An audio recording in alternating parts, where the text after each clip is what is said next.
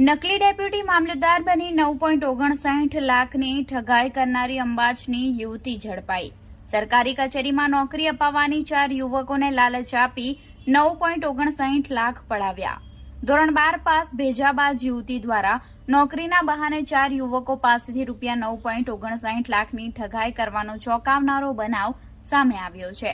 અંબાજ ગામની અને હાલ તાપી જિલ્લાના સોનગઢના ગટાડી ગામે રહેતી નિમિષાબેન હરીશભાઈ નાયકાએ નકલી ડેપ્યુટી મામલતદાર તરીકે ઓળખ આપી હતી અને તેણે ખોટા ઓળખપત્ર તૈયાર કરી વોટ્સએપ અને ફોન દ્વારા 4 યુવકોનો વિશ્વાસ જીતી તેમને કલેક્ટર ઓફિસમાં પીએ અને ડ્રાઈવરની નોકરી અપાવવાનો વાયદો કર્યો હતો, જેમાં પ્રથમ તેણે ઉદવાડાના માનવ પ્રવીણભાઈ પટેલના સંપર્કમાં આવી અને તે સુરત ખાતે નોકરી કરે છે તેવું કહી વિશ્વાસમાં લીધો હતો અને કચેરીમાં પીએ તરીકેની નોકરીના નામે 4.75 લાખ રૂપિયા પડાવ્યા હતા।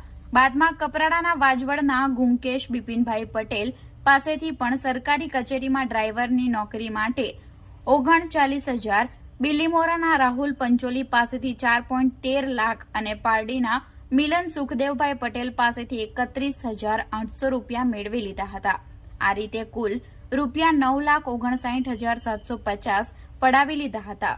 પૈસા બાદ પણ નોકરી ન મળતા છેતરપિંડીનો ભોગ બન્યા હોવાનું બહાર આવતા યુવાનોએ પારડી પોલીસ મથકે ફરિયાદ કરી હતી, જેના આધારે પારડી પોલીસે નિમિષાબેનની ધરપકડ કરી વધુ તપાસ શરૂ કરી છે।